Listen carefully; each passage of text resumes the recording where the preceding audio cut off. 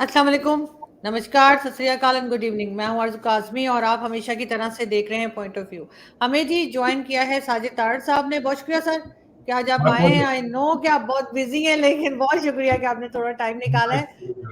और मैं सारी रात नहीं सोया, कल इलेक्शन था।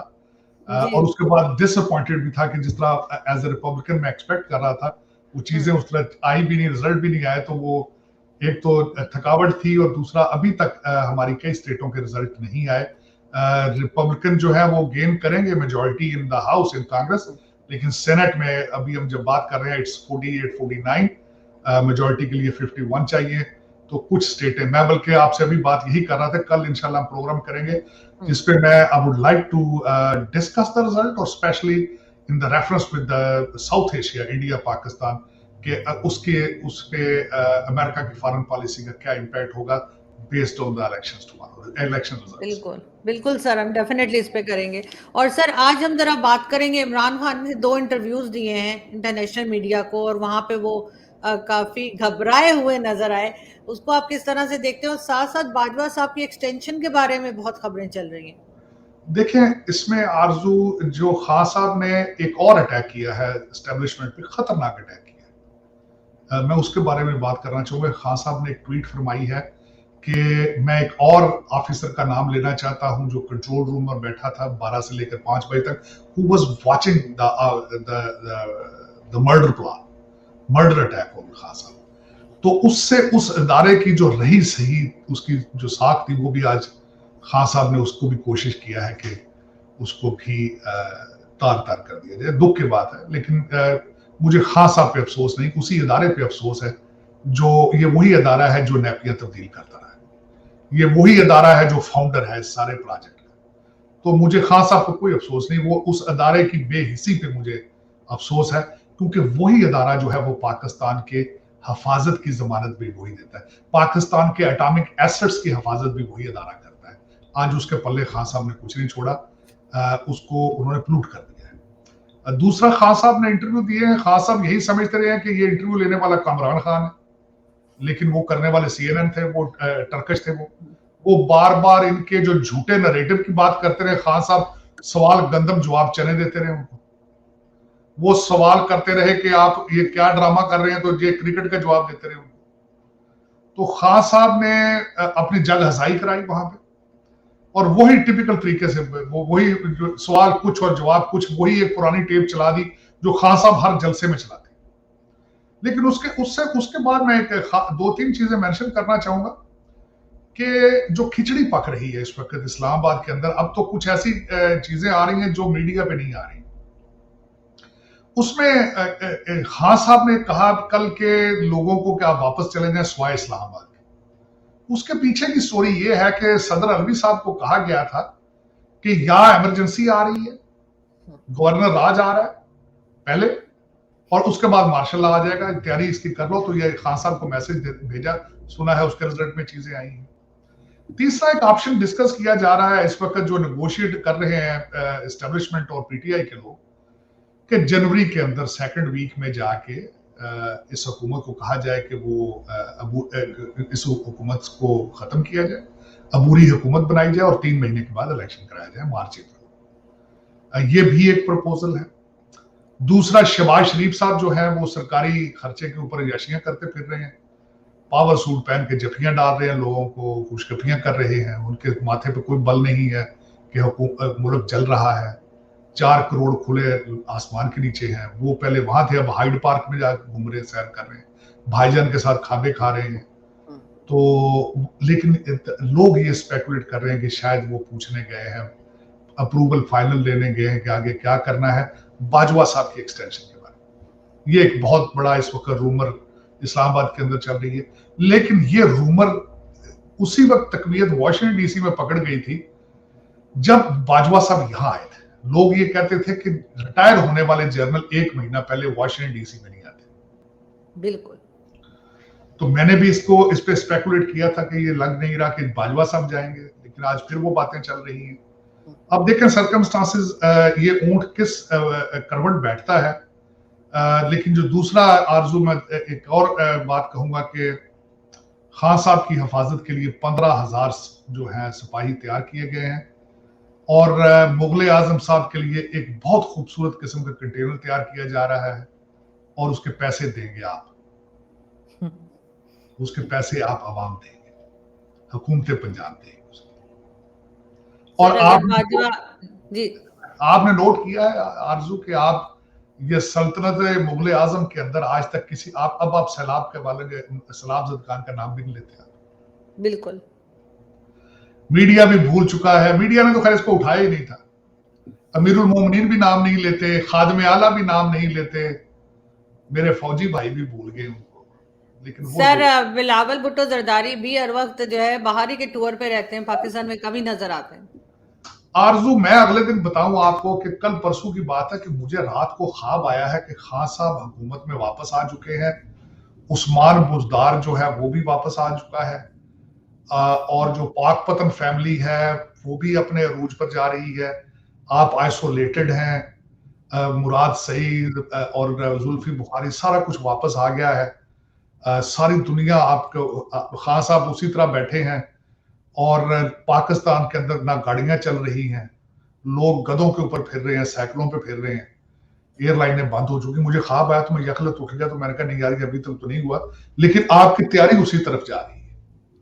सर अगर बाजवा साहब को एक्सटेंशन मिल गई तो इमरान खान तो बहुत परेशान हो जाएंगे। नहीं खान साहब नहीं, खान साहब आपने देखा नहीं है खान साहब के 2-4 जो बयान अगले दिन उल्टे सीधे आए, उन्होंने कहा जी हम 1 साल भी इंतजार कर सकते हैं। खान साहब ने एक ये भी छोड़ी थी जिसको मर्जी आर्मी चीफ बना दे। अब उसमें खान साहब के जेर में एक और बात भी है, खान साहब कहते हैं चाहे मार्शल लॉ लग जाए हमें कोई एतराज नहीं है, क्योंकि हमारी जंग तो एस्टेब्लिशमेंट के खिलाफ है। आज भी हम इनके खिलाफ खड़े हैं, कल भी इनके खिलाफ खड़े हो जाए, चाहे मार्शल लॉ बढ़ के अच्छा है, दरमियान से शहबाज शरीफ वगैरह साफ हो जाएंगे। वो तो बल्कि वो कहते हैं मार्शल लॉ में सूट करता है। सर इमरान खान ने कहा कि एफआईआर कट जानी चाहिए, शहबाज शरीफ साहब की भी कहा, राना सनाउल्लाह और साथ साथ मेजर जनरल फैसल नसीर पे। तो as a citizen of Pakistan उनको ये राइट है सर, तो क्या हर्ज था अगर एफआईआर काट दी गई होती? एविडेंस तो दे नहीं सकते थे खान साहब कोई, अभी तक जो हम लोगों ने महसूस किया है एविडेंस कोई नहीं है उनके पास। अदालत में जाते तो जरा जिन लोगों के नाम ले रहे हैं उनकी भी इज्जत रह जाती कि देखो हम छुप नहीं रहे, हमने एफआईआर होने दी। लेकिन उसका उसी का मिलता जुलता ही रिजल्ट है। शहबाज शरीफ साहब ने सुप्रीम कोर्ट को कह दिया कि आप इस पे बेंच बनाए और इसकी इन्वेस्टिगेशन करें। वो भी तो यही तरीकाकार है, वो भी तो कोई इससे अलग तो नहीं है, अब वो करेंगे। गाड़ी तो उधर जाके रखी है ना, फैसल नसीर साहब पे रुक गई है ना गाड़ी, उनका नाम नहीं लिखने दे रहे एफआईआर। फैसल नसीर साहब अब देखें उसमें आरजू, मैंने मिलिट्री कोड ऑफ कंडक्ट जो है उसका मैंने नहीं पढ़ा कि मिलिट्री के बाई लॉज क्या कहते हैं, ये मैंने नहीं उसके बारे में पढ़ा। अब मुझे ये नहीं पता कि सर्विंग ऑफिसर जो है what is the protocol against him according to the criminal procedure, ये मुझे इसका अंदाजा नहीं है। मैंने क्रिमिनल प्रोसीजर पढ़ा था 1986 में पाकिस्तान का पीनल कोड, लेकिन मैं उसमें मुझे कोई, बल्कि अभी मैंने इसके बारे में तब भी नहीं पढ़ा था कि what is the protocol if the, मेरे ख्याल में जाती तौर पर अगर पूछा जाए आरजू, मेरी जो लॉ की थोड़ी बहुत तालीम है कि अगर आर्मी ऑफिसर का जो है सबसे पहले उसको आर्मी कोर्ट ने करना है, उसको आर्मी से निकाला जाए, फिर वो जुरिस्डिक्शन आता है अदालत में। मेरा अगर मुझसे पूछें तो उसका प्रोटोकॉल यही बनता है कि उसको पहले ट्राई किया जाए आर्मी कोर्ट के अंदर, उसके बाद जब आर्मी डिस्चार्ज करे then you can take him to the civil court और समथिंग एल्स। लेकिन अभी जो है वो जो फैसल नसीर साहब हैं, he is under the jurisdiction of army courts. तो लेकिन उस पे अब देखें ना, मैं ये बात ये कहूंगा, इन्होंने भी तो एक बेतुकी बात की ना, एविडेंस तो दे नहीं सकते, एविडेंस तो किसी चीज की भी नहीं इनके पास। शहबाज शरीफ का इसके साथ क्या लेना देना है भाई?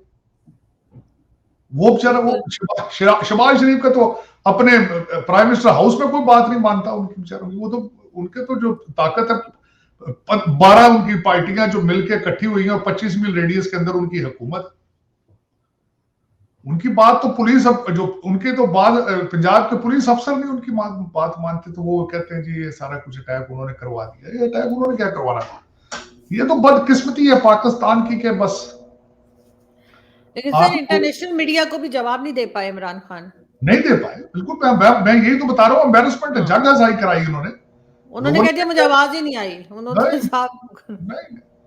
बड़ी बातें करते हैं, 4 गोलियां लगी हुई है, घंटे की बड़ी उन्होंने प्रेस कॉन्फ्रेंस की, जिस तरह अभी ट्रेडमिल पे 5 मील भाग के आए, जितनी इतनी एनर्जी थी उनके अंदर, बातल पानी पी रहे थे घटाघट करके।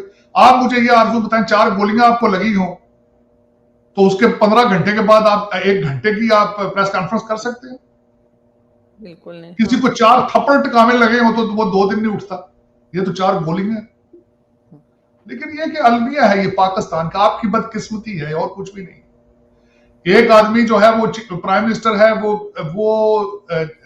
घूमने पे निकला, हर बंदे ही घूम रहा है बाहर इस वक्त, और एक जो है वो कहता है आग लगा देंगे, और एक अपॉइंटमेंट है उसके ऊपर सारा कंट्री जो है स्टक होकर रह गया।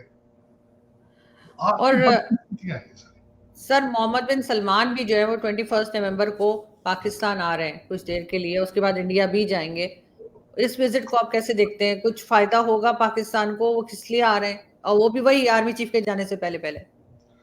देखिए वो 2-4 चीजों मैंने उनका देखा था, उनका क्या प्रोग्राम है आने का, वो जो दर हकीकत इन्होंने, आपने उनको भी एक लालच लगा दिया है, उसको भी मैं ब्लेम करूंगा अमेरिका की वीक फॉरेन पॉलिसी को।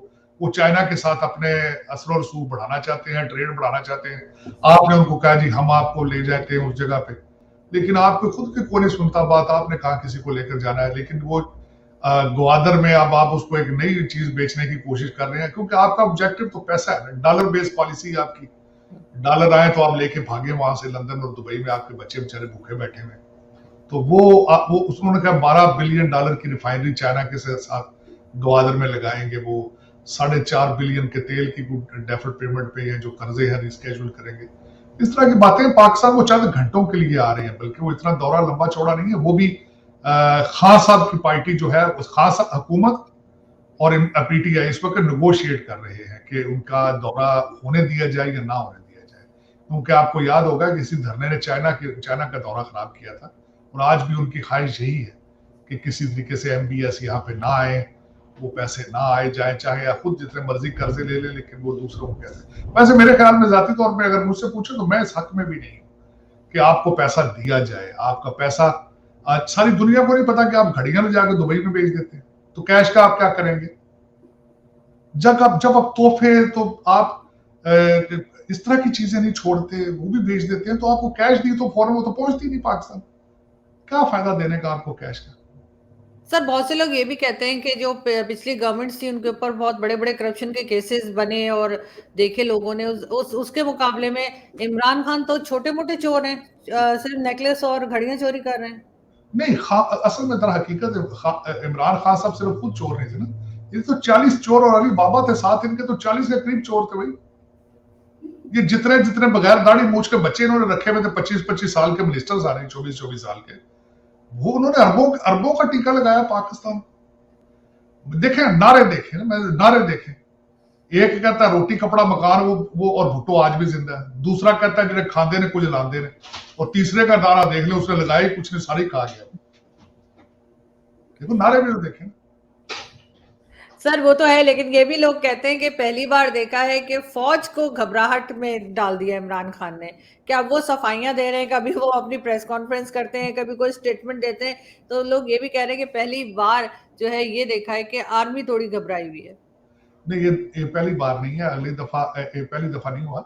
अगले दिन आपके एक मिनिस्टर साहब ने पुरानी कटिंग एक लगाई है अयूब खान के दौर की, जब फातिमा जिन्ना को हराया गया था, उस वक्त भी जुलूस कुछ निकले थे, तो आपकी एस्टेब्लिशमेंट ने इसी तरह का बयान दिया था कि प्लीज आप इस तरह की हरकतें ना करें, शायद हमें गुस्सा आ जाए। इस तरह की टूटी फूटी सी उन्होंने ISPR की थी।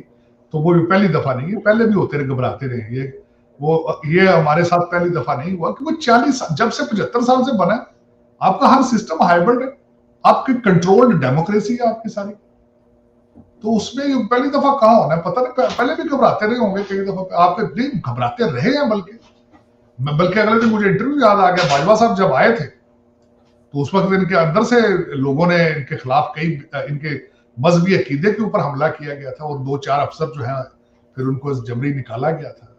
जनरल रिजवान के बारे में बात कर रहा हूँ। तो ये इनके अंदर भी ऐसी चीजें होती रही है, पहली दफा नहीं है कि फौज घबराई है, लेकिन ये कि इनको संभालना चाहिए। जो प्रोजेक्ट चलाया इन्होंने था, दिस इज देयर प्रोडक्ट। तो जब आप एक प्रोडक्ट लॉन्च करते हैं तो प्रोडक्ट खराब हो जाए तो मैन्युफैक्चर मैन्युफैक्चरर जो होता है उसकी लाइबिलिटी होती है, उसको ओन करे, ठीक करे उसको, इसको सर लाभ। फवाद चौधरी का कहना है कि हम इंडिया सही कहता है या इंडियन प्राइम मिनिस्टर ठीक कहते हैं कि आखिर हम बात किससे करें पाकिस्तान में। तो अब होश आई है, जब 3.5 साल हुकूमत में थे तो उस वक्त इनको कोई होश नहीं आई कि भाई हम बात किससे करें। ये तो सोचने वाली बात। जब आप हलवा खा रहे थे, मिठाइयां खा रहे थे, जब आप जहाजों में चढ़ते थे, आप प्रोटोकॉल लेते थे, उस वक्त आपको याद नहीं आया। आज अब जब हुकूमत से बाहर नहीं, उस वक्त तो आप कहते थे फौज के खिलाफ बात करेंगे तो आप लिबिया और इराक बन जाएंगे। उस वक्त तो खान साहब ये कहते थे कि बाजवा साहब जैसा मैंने आर्मी जनरल देखा ही नहीं है। आज बाजवा साहब सबसे बड़े जमहूरियत पसंद जर्नैल हैं। This is speech. आज ये कहते हैं कि ये हम कहते हैं बात किससे करें। ये डबल स्टैंडर्ड वाले, दो दो चेहरों वाले लोग हैं। आरजू आपकी बदकिस्मती ये है कि आपको अच्छा सिंसियर लीडर ही नहीं मिला। बल्कि लीडर क्या मिलना है, आपको कौम ही नहीं मिली जिसमें नेशनलिज्म हो। मैं ये बिलीव करता हूं कि जिस तरह की कौम होगी उसी तरह के लीडर आपके ऊपर मुसल्लत कर दिए जाएंगे। मैं पहले भी अर्ज कर चुका हूं कि पिछले दिनों किसी ने मुझे एक मैसेज भेजा था कि इस पूरे कंट्री के अंदर 1 लीटर खालिस दूध नहीं मिलता, तो आपके वजीर आजम और आपके सारे अदारे ईमानदार किस तरह हो जाएंगे। और मौलवी कहते हैं रोजाना, कहते हैं जी हम ये इस्लाम पूरी दुनिया पे कहते हैं प्रीच कर देंगे, और पहले आधा लीटर दूध तो ढूंढ दो खालिस के इस मुल्क में से यार। तो ये असल में दर हकीकत ना हमने इस्लाम को सही तरीके से समझने की कोशिश की है, ना पाकिस्तान बनाया है, ना पाकिस्तान को समझा है हमने। 1947 से हाइब्रिड सिस्टम थे। आपकी आजादी भी हाइब्रिड है, आपकी कंट्रोल चीजें। मेरा मकसद ये नोट करें, आप देखें जरा क्या क्या हो रहा है किसी तो सर खालिस तो कभी भी नहीं मिला। आप सारी जिंदगी जब से पाकिस्तान बना है कौन सी चीज खालिस मिली है? मुझे आज भी याद है, हमारे कोई रिलेटिव थी, उन्होंने कोई पराठा बनाया था देसी घी में, तो उनके हस्बैंड ने कहा क्या मार देना चाहती हो, उसमें कुछ मिलाओ, खालिस कहाँ खिला रही हो।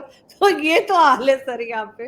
नहीं लेकिन देखे ना, फिर ये कहते नहीं, कहते हम इस्लाम कहते नहीं। ये आपके अमीरुल मोमिनीन के जो मुगल आजम के जो तख्त है उसके ऊपर लिखा हुआ है अमर बिन मारूफ। कहते हैं ये सियासत नहीं जहाद है ये। और यार दूध का गिलास तो कहीं ढूंढ दो पहले यार खालिस। सर जब इमरान खान प्राइम मिनिस्टर थे, उन्होंने इंडियन प्राइम मिनिस्टर के बारे में जिस किस्म की बातें की, जैसे स्टेटमेंट्स दिए, वो भी हमारे सामने है।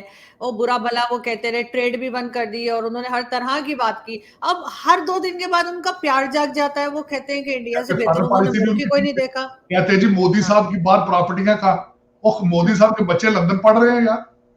मोदी साहब के, मेरा मकसद उनकी कुछ 6 बीवियां हैं उनकी। मोदी साहब को ड्रामा कर रहे हैं यार, कैसी बात।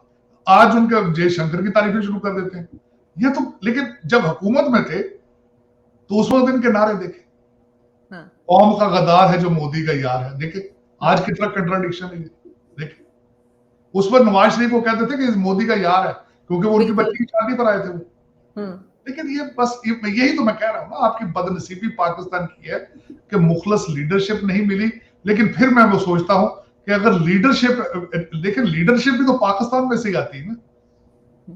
तो पाकिस्तान के जब आज मैं मिसाल आपको छोटी सी देता हूं आपको, आपके पड़ोस में, बल्कि आरजू एक इतना बड़ा आज वाकया हुआ है कि आप उस वाकया में आज आपको सुनाता हूं, उसके बाद आप प्रेडिक्ट कीजिएगा कि पाकिस्तान का फ्यूचर क्या है। आपके फैजाबाद जो लोग खड़े हैं इस वक्त पीटीआई के, उनको रोकने के लिए सिंध की पुलिस को बुलाया गया। सिंध की पुलिस वाले फैजाबाद खड़े हुए थे, तो जब नमाज का टाइम हुआ तो मस्जिद में जाने लगे तो पीटीआई के वर्करों ने उनको मस्जिद में एंटर होने से रोक दिया। किस लिए? सिंध से आए? आप सिंध से आए, आप पीटीआई के नहीं। अच्छा, अब ये सोचे कि आपकी ज़हनी तरबियत आपकी कौम की क्या हो चुकी है, आपका फ्यूचर अब क्या है। बिल्कुल, इसका मतलब है कि अगर कोई सिंध से आएगा तो वो पीटीआई का नहीं होगा। पीटीआई सिर्फ इधर की ही जमात है, ये बताना चाह रहे हैं ये लोग। इसका मतलब ये है कि अगर आप पीटीआई के नहीं है तो आप मुसलमान ही नहीं। मैं पहले भी सर लास्ट में मैं सिर्फ ये पूछना चाहूंगी, कुछ लोगों का ये भी कहना है जो जर्नलिस्ट वगैरह हैं कि इनको 10 दिन के लिए जेल में डाल दिया जाए तो इमरान खान को, तो ये ठीक हो पाएंगे, क्योंकि अभी तक ये गए नहीं है कभी जेल। दर हकीकत ये जो आप फरमा रही हैं बहुत अरसा पहले होना चाहिए था। It's too late. और मैंने पहले भी कहा है कि मैं उसी इदारे को ब्लेम करूंगा जिसने ये प्रोजेक्ट लॉन्च किया था। लेकिन आज आप देखें कि कितना दुनिया में उन्होंने इस इदारे को की साख को तबाह कर दिया। बल्कि आज और मेरी सबसे ज्यादा परेशानी इस बात की है आरजू, सारी दुनिया परेशान है एनर्जी क्राइसिस पे, इन्फ्लेशन पे, लेकिन पाकिस्तान पे जिसके पास सिर्फ 7-8 बिलियन डॉलर है फॉरेन रिजर्व, वहां किसी के माथे पे बल ही नहीं। आप तबाह हो चुके हैं सैलाब में, लेकिन किसी के माथे पे बल ही नहीं। एक प्राइम मिनिस्टर है वो त्यारे में घूम रहा है, कभी हाइड पार्क पहुंच जाता है, कभी मिस्र चला जाता है, कभी कहीं, और दूसरा है वो यहां बैठा है, उसके बाद उसको भी परेशानी ही नहीं। किसका मैंने जब इसकी इंफॉर्मेशन 45 लाख से 50 लाख रुपया पर डे खर्चा था इस्लाम मार्च का, वो कहां से पैसा आ रहा था? और सर दूसरी तरफ एजेंसीज ने जो मुख्तलिफ पॉलिटिशियंस की वीडियो जो है वही रिलीज करती जा रही है कि कभी नहीं, एजेंसीज में तो 25 करोड़ लोगों की वीडियोस बनी हुई उनकी। ये तो देखे ना, आप वो परवेज रशीद की बात कर रही हूँ जी, तो ये तो कोई नई बात ही नहीं। ये पाकिस्तान में हर बंदे का नाम हिट लिस्ट पर है, हर बंदे की एक वीडियो बन चुकी है। उससे पहले आजम सौफी थे। कभी आपने ये देखा? हाँ, ये उस कौम में हो रहा है जिसका नंबर 1 है पोर्न देखने में नाम पूरी दुनिया में। तो ये तो कोई नई बात नहीं है। इसमें तो मुझे ये अब मेरे जैसे कई पाकिस्तानी है, उनको ये खबरें बादर ही अब नहीं करती। अब आपके वो जो थे ना, जो एक आपका वो हैकर साहब थे, उन्होंने आके जो रही सही कसर उन्होंने खत्म कर दी, और रोजाना ड्रामा शुरली छोड़ देते थे कि फलां की वीडियो आ रही है, फलां की वीडियो। अब लोग कहते हैं अच्छा यार छोड़ो, एक शुगल ही है ना थोड़ा। सर अभी जो कोर कमांडर्स की मीटिंग हुई है उसमें कि कुछ आपको है न्यूज के क्या फैसला हो रहा है? देखिए उसके अंदर फैसला यही हुआ है कि अब उसके बाद कई चीजें ऐसी आई हैं जो सामने, आपको ये पहले अर्ज करने का मकसद यही था, कुछ चीजें इस वक्त हो रही हैं जो ओपनली डिस्कस मीडिया में भी नहीं हो रही है, लेकिन उस पर गलत फैसले कर लिए गए, उसमें सख्त फैसले कर लिए गए हैं कि लाहे अमल क्या होगा। उसमें 2 चीजें डायलॉग होता रहा वहां पे। एक डायलॉग ये होता रहा कि हम इंटरफेयर करें या ना करें। उसमें ये भी कहा गया कि इनमें इंटरफेयर ना किया जाए, इनको लास्ट मिनट तक जाया जाए, देखा जाए कहां तक जाते हैं, इनको अपना नेचुरल प्रोसेस अडॉप्ट करना चाहिए, इनको अपनी जंग खुद लड़नी चाहिए। ये चीजें डिस्कस हुई है वहां पे, लेकिन उस पर कंक्लूड यही किया गया है कि आखिरी स्टेज तक इनको अपनी जंग खुद ही लड़ने दें, ये डेमोक्रेटिक प्रोसेस जारी रखें, लेकिन जब स्टेट को अटैक करें, स्टेट के ऊपर आए, तो फिर उसमें हम इंटरवीन करें। जिस तरह मैंने आपको कहा 2 पैकेजेस के बारे में इन्होंने माइंड बनाने की कोशिश की है, इमरजेंसी, गवर्नर राज और उसके बाद मार्शल। तो ये 3-4 चीजें सारी डिस्कस हुई हैं। अब देखें, लेकिन मैं समझता हूँ गलत था इसमें, इनको पहले ही इंटरवीन करके सख्त सिग्नल देने चाहिए थे। खान साहब की आज भी ट्वीट जो है वो very very it's red line again आपकी एजेंसी के। बिल्कुल जी, बहुत शुक्रिया सर कि आपने आज ज्वाइन किया। Thank you so much. आपसे जल्दी फिर मुलाकात होगी। बहुत शुक्रिया, थैंक यू।